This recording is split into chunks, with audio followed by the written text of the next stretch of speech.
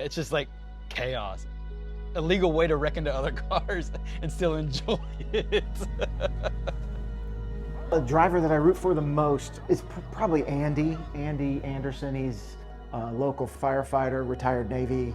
I get a lot of questions from my family in Spain. They'll like Facebook message me, be like, hey, like, what do? You don't get hurt?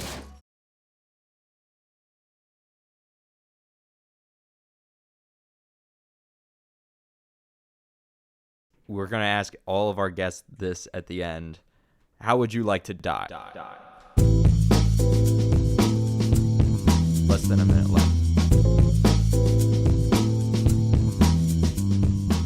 Welcome to the first episode of the podcast. I'm your host, Charlie Cantrell. Excited to get this thing started. Our podcast focuses on a person's life, where they started, what they've been up to, and where they're going, and how they'd like to end it. Joining me is the co-host, Jamie McCacken.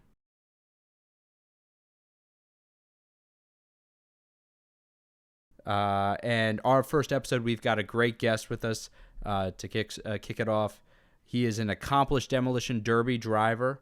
He has won the Mad Dog Award countless times.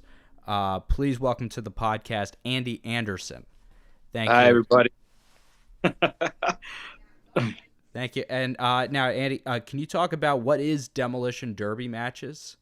Demolition Derby pretty much is you build these cars and you put them in an arena, and then you just pretty much wreck into each other until you try to be the last one standing, the last one able to make a hit on another car and win the Derby.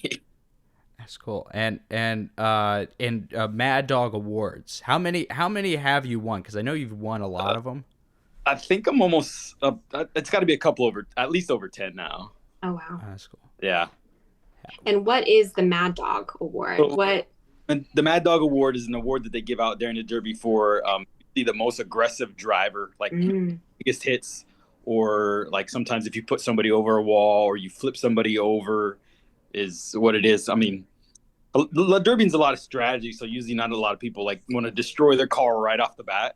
So you do have people that sometimes will go after the Mad Dog because they'll give like extra prizes or like really nice trophies, and they're just usually like the most aggressive driver, kind of like a Mad Dog. And can you tell me about your childhood? I was born and raised in Nebraska. And just as a little kid, like growing up on a farm, my dad always like worked on cars. And then I remember when I was like maybe like 8 or 9 years old, I remember my dad building Derby cars to go to the county fair. In Nebraska, it's big. Like you could probably go to a Derby like at least almost every night from like June and July. You can go to a Derby almost every single night because there's so many county fairs, and like Derbies are just so big there, you know? And I just remember being a little kid going to the Derbies with my dad and doing them and stuff with him. And then growing up through like high school and stuff, I never got a run because then it was really strict on age, but now it's a lot more lenient. But and then once I joined the military, I kind of went away from Nebraska and I kind of got out of that a little bit. And then after I was in for a little bit, I looked into it here in Virginia, and I was like, wow, they do a race here in Virginia. And I built a car and I started doing it here. So what made you look into it when you came to Virginia? Was it like nostalgia or? Yeah, kind of like nostalgia, plus to bring back memories that I had like when I was a little kid. Because I mean, I grew up doing it with my dad, so it kind of like something I always wanted to do again, but do it actually for myself. Mm-hmm. I was wondering, who do you think is the better Derby driver, you or your dad? Has that conversation occurred ever? Of course, me. Well, it's a lot different from like what we do now and then what they did back in the day. I mean, back in the day, it wasn't like really advanced like it is now. Like back in the day, they would pretty much buy a car for like 20 or 25, 30 bucks. They'd get them and they would strip them out. Like a lot of them would strip the cars out and run the car like in 2 or 3 days. Like now, I mean, people take 2 weeks to 2 months to build these Derby cars. Back in the day, they just kind of like just threw stuff together and just like went out there and just kind of like had a total carnage. So it's a whole lot different now than what it was back in the day. I think I'm the better driver though. I'm a lot more strategic driver than my dad was. My dad just kind of like went out there and just destroyed stuff. I've been doing it for a while, and I've had this guy that's really helped me out to learn how to drive a lot more better than what I used to. And it's more of a strategic game now than what it used to be back in the old days. Why did your dad originally get into derby driving? Originally my dad got into it because he found this old car that was sitting on the side of the road and they couldn't get it running. And then him and my grandpa figured out that they were going to do the derby at the county fair like in a week. So they were like started tinkering with it and they got it running and then they just ran it. And then he had such a good time. He was like, well, I'm just going to do this more often. And your mom was from Spain, is that right? Yeah, my mom is from Spain. Yes, that's correct. And how did your mom and dad meet? I know that she's from Rota, Spain, which is where I grew up for a little bit. Actually, I'm getting ready to go there in like 3 weeks. I'm going. Oh, that's cool. Yeah, I'm going home to see my family there. So, but my dad was in the military and met my mom, and then brought my mom back to the United States. Oh, that's cool. What does the Spanish relatives on your side think of demolition derby matches? My aunt thinks I'm crazy. She always like comments on my posts on Facebook and stuff like that. And even like when I go visit, they're like, "What do you actually do?" Like they always want to learn or want me to explain how it works because I mean they don't do that kind of stuff over there, but they all think I'm crazy. Do you feel like were there ever any moments where your parent, were you as a child, where your mom had any big reactions to your dad doing demolition derby, like worried about it being like unsafe or like? I always remember growing up, my mom was always a nervous wreck, especially at the derbies. Like we would go and she would never want to go inside like the pits, like where the cars were. She'd always want to be like in the stands because she didn't want to go down there. And like, she was just always so worried about it. Yeah. That's funny. Yeah. What is she more comfortable with you doing the derby matches? Now she's more comfortable. Yeah, with me. Yeah, she's way more comfortable now. Usually when she wants to come in the summertime, she always tells me like, "Hey, when I go, I wait. You got to make sure when I go over there, it's around the time of the derby so I can go to a derby." What made her change her mind? Like, what was the shift, do you think? I don't know, really. I've never really asked her. Maybe that's something I should ask her, why she was so nervous when I was little when my dad did it, but now she's not so much now. Yeah. Maybe because she's older and she kind of understands that, what it's more about now than what it was then. Right. So, do you enjoy derby matches now or when you were younger? Like when you were younger before you started, I think then I enjoyed them a lot more. Just the fact that like back in the days it was a different era. Like there were always way more derby cars than there are now. Like we would go to derbies and there would be like 50 or 60 cars. And as a little kid, you seeing tons of these cars and people would paint their cars all kinds of craziness. And then the second thing for me is I'm a nervous wreck when I go to derbies. Like before the derbies, like Claudia, my wife, she knows that like I don't eat.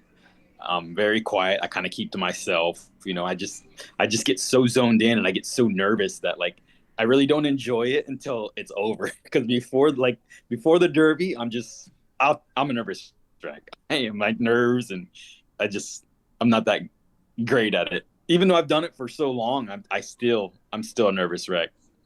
How do you go from being a nervous wreck beforehand to winning so many Mad Dog awards? I tell people like I'm a nervous wreck, and then as soon as I get in the car and I make that first hit, it's like a breath just relieves me, and I'm like, all right, Andy, this is what you got to do. Like I already know that it's game time. This is it. I already made the first hit, so now I need to start getting in my game and start looking forward to like picking them off one by one and winning the derby. Yeah, it sounds very similar to stand up because that's what I've been doing, and it's like a very similar experience where intense nervousness I always feel before a show, especially when it's new material. Yeah. And when I get that first laugh, it feels like my worries go away, and it's like, okay, I'm in the moment and I'm in the flow. And it's also hard to eat beforehand because like I just can't consume a lot of food and then go up there. So you know what it's like then, right, Charlie? Yeah. What has been similar in your life to demolition derby matches? Is there another thing that you have where you're like, oh, I feel the same way I do with this than I do with that? Yeah, I guess kind of. When I was in the military, I would get that away a lot. When I was in the military, I I was a crew chief on helicopters, so a lot of times we'd go to like do like big missions and stuff like that, and I'd be the same way. I'd be like a nervous wreck before we got to do the mission, and then once the mission started and we got in the air and we started doing stuff, then you kind of like mellow out, and then you kind of like, all right, this is what I got to do to get to the mission, and then keep going on, you know. So, but still, you figure after all those times and all these derbies I've done, like I would get used to it, but it's still not that way. I'm on a derby in April, and I guarantee you I'll be the same way. I'll be nervous all the way to the derby. I won't eat. And then once I start, then I'll lock in and do what I need to do.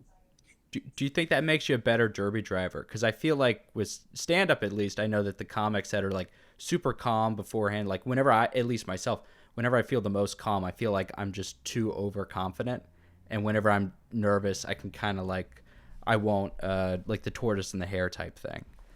Actually, I'd never thought about it that way, but I kind of, yeah, I think I do agree with you, because the more comfortable you are, I guess maybe you could be more complacent, you know, thinking like, oh, this is going to be easy or this or that, you know, where versus me, I'm like so worried about it coming and like, hey, did I fix this part, or did I move this wire, or did I do this to the car? Did I do that to the car? Did I do good enough? You know, so I'm always worried about it. But then once the derby starts, that goes out the window, and then it's time to drive.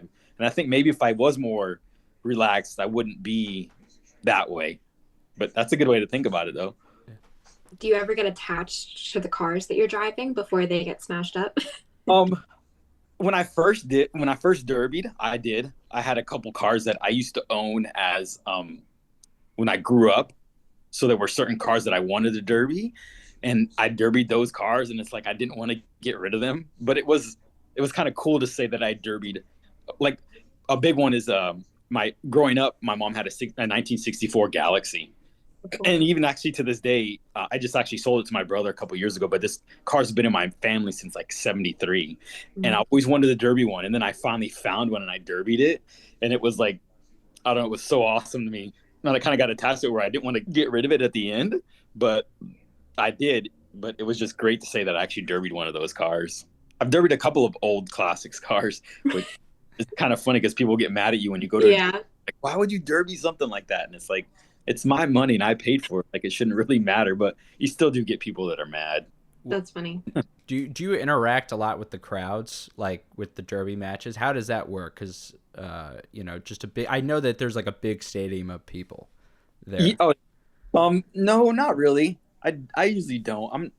I don't like to be flashy. I'm kind of a low key, mellow kind of a guy where I don't really care for too much attention. So I don't really do. A lot of people do. A lot of people like some people call it drama, attention and drama, but I'm more laid back. I don't care for the attention too much. Will you compete with the other derby driver? Like, what is it? I know that everyone's in a competition at the end, but when you're out of the cars, what is the relationship like with the other drivers? Is it competitive or? It's kind of both, but usually it's kind of weird because in the derby world, a lot of people are very, very helpful. You know, like say sometimes they do heats and they feature. So like you go out to the heats and you'll beat up your cars and then we'll stop it. And when it gets down to like a certain number, and then those people move on to the feature. So then in between there, you got to like fix your cars. And usually a lot of people will come over, they'll help you, and they'll, you know, get their car fixed and get your car fixed. That way you can all go back out there and go again, you know? That's kind of strange because it's like, is it strange to like go like to completely hitting each other to like, oh, let me help you out afterwards? Yeah, it is. But it's just like that much of a kind of almost like a brotherhood where people help each other out. So that way, you know, they can go out there and run again, or people let other people borrow parts or tires or stuff. Most of the time they do it. Sometimes they don't, you know, but most people are willing to help other people out. Do you have any like guys that you or other drivers that you've gone up against quite a bit that you have kind of like a rivalry with, or like a friendship, or? Yeah.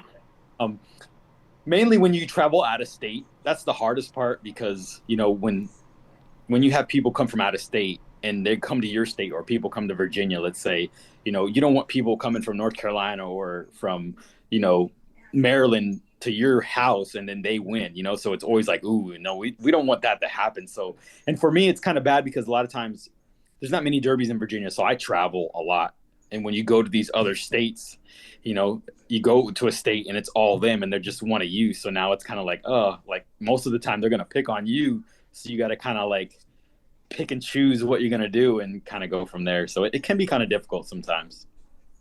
Is there states that, like, how would you rank all the states as like the best states at derby driving? Definitely the Midwest is up there. They're Ohio, Pennsylvania, Nebraska is really up there. Those are like the big states.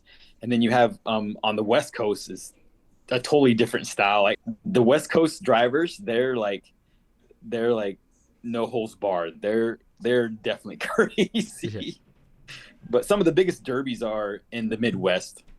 Like I said, Ohio, Pennsylvania, Kansas, Nebraska, that whole Kentucky area right there. It's pretty big. New York's got some pretty big derbies too. Is there a certain type of person that becomes a derby driver? No, not really. Just pretty much anybody that's really likes working on cars. Really, I think that's the biggest thing. But I've seen all walks of life derby. Actually, it's kind of funny. You do meet a lot of different people that do derby. What's been the most different type of person that you've seen derby that you're like, oh, I didn't expect them? It actually would have to be now one of my best friends. His name's Doug. Jeffy introduced me to him. He's one of Jeffy's best friends. They're both Canadian, and his name's Doug Grant. And so we were in this garage working on a derby car, and this guy walks in. This guy is like, he worked at the time he was working for this big shoe company, but he walks in with like a suit on, this like really nice dress with a tie and these white sneakers. And Jeffy's like, yo, dude, this guy is like really good. Like he can derby. And he walks in and I looked at the guy and I was like, I kind of like smirked. And Jeff looks at me and he's like, what's going on? I was like, this guy's going to derby? And he's like, yeah, dude. I was like, this dude's like in a 2-piece suit with white shoes on. Like, how's this guy going to derby with us? But Doug he's bad. He's a bad man. He can derby. Like he's one of the top 5 derby drivers that I know is Doug. And it's just funny that I met him and I was like, no way. And even now, like when we go out, he's like, we call him like GQ because he's always like really nice dressed and his hair's all pretty. And, he's always wearing like white shoes, but he's definitely a badass. That's for sure. Yep. What do you think brings people to want to derby, even if they're coming from all of these different walks of life, as you say, that like, is there any uniting thing of why people want to do demolition derby? Probably the adrenaline rush. I mean, it's definitely an adrenaline rush for sure. So probably, I would say more likely adrenaline rush more than anything. Mm-hmm. What does it feel like, that adrenaline rush? Like, is it, how would you describe the moment of feeling that? I don't really know how to explain it. I mean, it's way more intense than like say a roller coaster. I've never skydived, so I can't compare it to that, but it's definitely a big rush, especially when you come down to like the very end, like when you get down to like 3 or 4 cars and your car, the more you go in the derby, the car's going to do what you want it to do. It doesn't want to steer right, or the gas isn't as good, or you lose your brakes. So your adrenaline's really high, but you're trying to like knock out cars at the same time. So that way you can actually win the derby. So you get anxious and the adrenaline rush at the same time. Do you like the knocking other people out more, or do you try to get to the end? Like, I know you said a lot of it's strategy, but like, what do you most enjoy in the experience? Oh, knocking people out. That's the best part. Not physically knocking them out, but like destroying their car so that they can't move, or they're, unable to keep derbying. Yeah. Yeah. Especially somebody or somebody you might have a rival with. That's always good, Yeah, I can imagine. Be satisfying. Have you had a favorite race you've done? Yeah, I have a couple actually. My first one would probably be winning a local derby like 3 times back to back to back. It's like back then it was one of the biggest paying derbies in Virginia. And the last time I did it, like my mom was there and like all my family was there at the same time when I actually won that derby. And then one time I won a team derby in New York with two of my best Canadian friends. Funny story was a good friend of mine. He's like, "Hey man, you want to run a team derby?" And I was like, "Yeah, sure." And he's like, "I'm gonna get this guy. His name is Reg to run with us." They call this guy the Wizard. He's like one of the best derby drivers in Ontario, Canada. He's like, "I'm gonna get this Reg guy to drive with us." So I'm laughing. I was like, "You're crazy. There's no way you're gonna get Reg to drive with me and you." And he's like, "No, I'm serious." I was like, "Dude, Reg is like, he's like an all-star, and you're gonna get this guy to drive with us." And 2 days later, he called me back. He's like, "Hey man, Reg is gonna derby with us in New York." So we went to New York, and we actually walked out with a win. We went up there, and it was a long day. I actually ended up being sick, so we went out to the heat. We ran.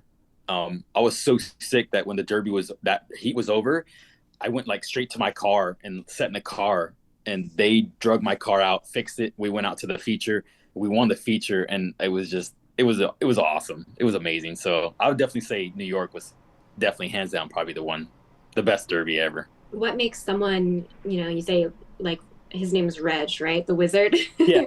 What sets him apart as a driver? Like what makes a good driver when it comes to derby? He's just so like mellow and calm. He's I don't know, like like a Wizard's always like just sits back and kind of like watches people and just like is real calm and mellow, and that's totally Reg. He's just very calm, cool, collective, and he picks his shots. He knows what he's got to do to win the derby, like pick certain shots, and that's what he does. Definitely. Even my buddy Jeffy always says that Reg is like hands down one of the top derby drivers. Have you had a least favorite derby match? Like one you're like, I didn't care for that one. My very first one. What was that like? Was my very first derby actually. Me and a good buddy of mine, I was in the Navy with him. His name's Ian. We built this Ford wagon. Took us like probably almost 2 months to build this car, and we went out to the derby. It was in Madison, Virginia. And went out there, made the first hit, and I was done.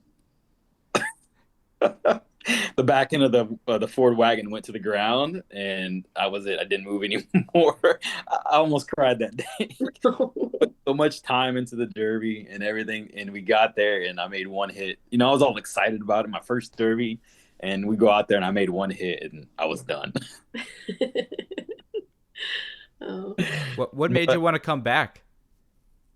I'm competitive. I'm very competitive.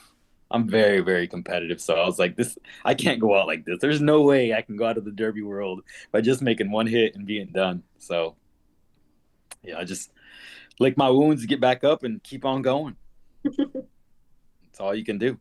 I know you said these, like nowadays with derby, you'll reuse cars. Is that correct? Yeah, that's correct. How long have you had one car go through a season and survive? What's the longest that's looked like? I had this one Toyota Camry that we derbied. Me and my buddy Ian, we derbied I think 7 times, and it was painted like Halloween. It was all orange and it had black tires, and we painted it like a jack-o'-lantern all around the sides of it. That car felt like it lasted forever. It didn't want to die. So I think we derbied that one for at least 3 or 4 months. It was quite wild. Like we got 7 derbies out of it. Wow. It's funny you say Toyota Camry because my friend back home has I think it was a 1992 Toyota Camry that has been in her family since 1992. That was her first car that she ever drove, and continued to try to drive it throughout giving up and then being brought back to life over the last 5 years.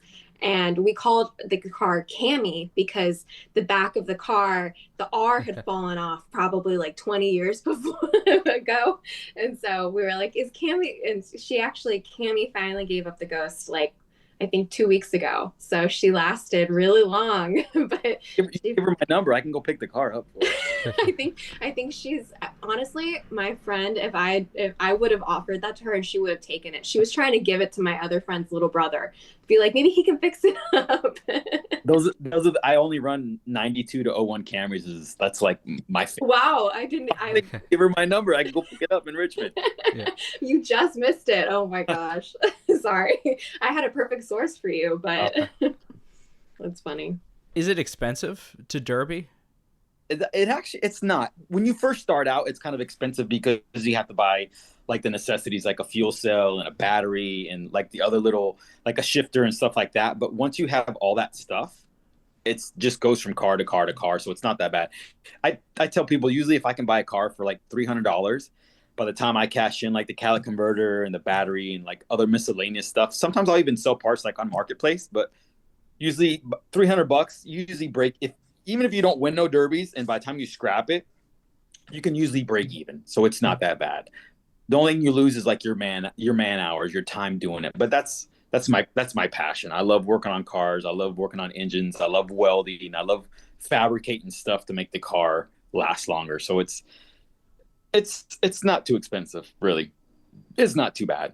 What is the arc of the usual Demolition Derby driver career? Like, are people right out the gate good? Does it take a while to get good?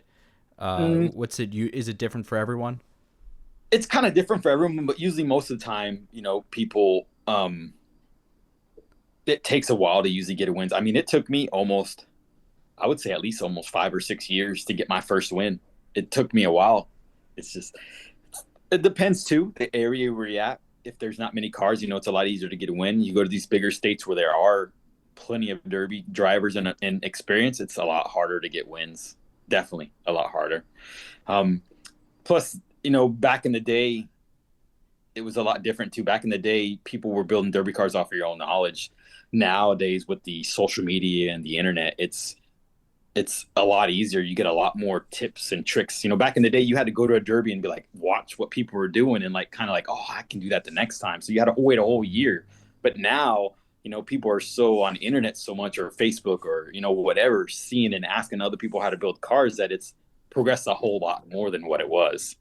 Where did you first learn about? I know you said your dad was into building cars, and then obviously he went on to do the derby. Was that where you learned a lot of your car building and fixing up skills? No, not really, because my dad ran like full-size cars, the big cars, and back in the day, they didn't really do much to these cars. They pretty much busted out the windows. They maybe put like a bar in the back. Nowadays, we put like full cages in the car. We put, we do stuff to the frames. We do stuff to the bumpers. So it's a lot more different now than what it was back in the day. So little by little, I've learned just building my stuff of like where the car bends and stuff like that. Plus, I mean, you learn from other people, and you got friends that, will teach you tricks, or you'll teach them, back and forth, vice versa. But it's not so much about building the car. I've learned most derbies, I think, are usually won by driving versus how built the car is. You mentioned you only do, what was it, 91 to 92 Camrys? Camrys. Camis. Freudian slip. Why that car in particular? The cars, the engines on them are very, very reliable, a lot more reliable than any other car. Plus the way the frames are built into the car, they just do really, really well. I'm not the only one. There's a majority of the United States people that derby like the compact cars, they derby Camrys, or they derby like Chevy Luminas. Those are like top cars. I'm really regretting not having had this conversation like a month ago. I totally would have passed Cammy along to you, because that's all. I had no idea. Charlie for not setting this up earlier. Yeah, Charlie, that's on you. I apologize. Yeah. What do you like most about the building process? I don't like the building process. No, I'm joking. It can be strenuous sometimes, and it depends. Like there's way different set of rules. You have some derby cars that you can build in a week that are like what they consider like a gut and go, where pretty much you just break out the windows, you put a small bar in the back, change the tires, and then you go. Those are like the easier ones. But then you have builds that are like, a month or 2 months long, where you have to do a whole lot more. You can do more to the frame. And those are the ones that are a lot more stressful and more strenuous. I used to do those a lot back when I first started. I used to do the bigger builds because I enjoyed them a lot more. But now that I've gotten older, I don't want to spend that much time in the garage. So I prefer the more easier builds than the bigger builds. I still really enjoy it though a lot. I really do enjoy building though. Is there any European like driving that they have over there? Like, have you explored that type of thing? I've explored it a little bit, and there's nothing that would even come close to it. Really, they do rally racing, really, but their emissions and stuff like that on cars is a whole lot different than what we have here in the States. Most of the cars there, that they just, when they get to like a certain mileage or whatever, they don't pass emissions. They just scrap them. They don't have like big junkyards and other things like that. It's a lot different. Up in England they do, but like in Spain and France and like Portugal in that area, there's nothing even close to it. What is your opinion of Spanish culture? Like, how does it feel to kind of go in between American and Spanish culture? Oh, it's night and day. I love it there. It's so laid back and relaxed. Like nobody's like in a rush for anything. It's just always like real mellow, calm, relaxed. It's beautiful there. I love it. What's your favorite part of it? The food. The food is great. Do you have a favorite Spanish meal? Because I loved the Spanish tortillas when I was living there. Those were my favorite. You like a tortilla de patata? Sí, Really? Sí, yeah, that's my I'm favorite. not a big fan of that. My favorite thing is jamón serrano. Okay. You know what jamón serrano is? I know. Is that the ham?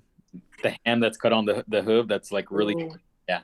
That's my favorite is jamón. I can eat jamón all day. Like in the next month, I'm gonna eat probably at least 10 pounds of jamón. Oh, it's so good. I had a dog. She's still our dog. But like when we were living in Spain, we showed one of those to our dog. Like we were gonna give it to her as a treat. It was like a smaller version. Like and she was a puppy, and she was like so friendly the whole time. When we showed it to her, she became like a wild wolf, and she like would just like gnaw at it to the bone. Yeah. And it was like, oh, this is an animal, Yeah. It's so good. It's so good. For Spain, what's your like? So you're only there for 3 weeks, and you're visiting relatives. What's on your bucket list for heading back there? Actually, I'm a big soccer fan, and actually my team, which is called Betis, they're actually playing Real Madrid the first weekend that I'm there. So I'm actually in works right now to try to get me tickets to watch Real Madrid and Betis play on Saturday. I get there Friday, so hopefully I'm working on it. Sure. That's definitely, but mainly just spend time with my family. My family there is awesome. Whenever I go there, they treat me so good, and we just do all kinds of things together. Like me and my cousins and my aunts, we're always like having like little parties and hanging out and doing stuff. Okay, so we'll just ask you our final. We're doing basically we talk about someone's life up till now. Mr. Anderson, how would you like to die? In a derby car. That would be kind of crazy, wouldn't it? That you're like in a car and you died in it, but I don't know. I guess I'd stay in a derby car. That'd be the best way to go out, right? Would you win? Would that mean you lost the match though? Maybe I make the last hit and win the derby, and then when I get out of the car, I die at the same time. Right. After you have the trophy, then it's the heart attack. Yeah, you could do that too. That's funny. Fitting. Thank you very much, Andy. I really appreciate your time. Thank you for doing this. I appreciate it. Thank you, Charlie, and thank you, Jamie, for having me. I really appreciate it.